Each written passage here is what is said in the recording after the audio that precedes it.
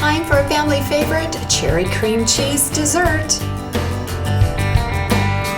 Starting with the crust, I'm going to do a graham cracker crust, but I'm going to add some whole wheat flour and some chopped pecans. So some of them aren't chopped quite as much as others, and some brown sugar. This is going to add to the flavor, and I'm just going to use the back of a fork to mix that up.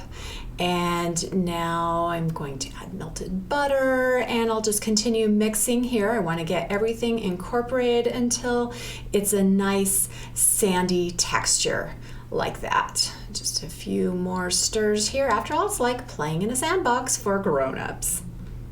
Now I've got my springform pan here. You can make this in a 9x9 pan or in a pie plate, but I like the looks of the dessert when it's all done in a springform pan. I'm just pressing this firmly, getting it level, and now it will be ready for the oven.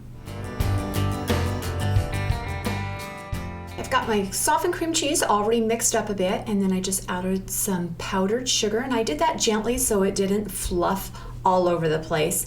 And I want to scrape down the bowl so that I can beat this again. I don't want any lumps of cream cheese. I want it nice and smooth, so giving that another beating. It's ready. Now, I also whipped up the heavy whipping cream. I didn't think you need to watch that. So I'm adding it in here, and now I'm very gently going to fold it together. Now, as I speed this up, it doesn't look like I'm being very gentle, but I am being gentle. I don't want that whipping cream to break down. Now we're gonna work on the topping: sugar, cornstarch. Going to give that a little stir, and then add the cherry juice. As I mix this together, there are going to be little lumps that form, and I'm just going to use the back of the spatula to press against the bottom of the pan.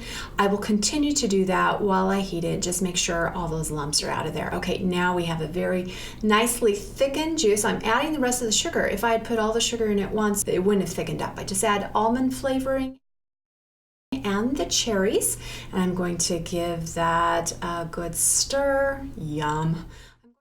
I'm going to set that aside and let it cool. Now that the crust is cool, it's time to put in the filling. I'm going to place it in there and then very gently press it into the pan. I don't want to pick up any loose crumbs from that crumb mixture into the filling. I just want it nice and smooth, nice and level, because here we add, it's time to add the cooled cherry topping. Ooh, that looks so good, the white and the red. And then as I spread this around, I want to be careful not to pick up the filling. You'll also notice I didn't quite get enough cherries, but I don't think anyone's going to complain.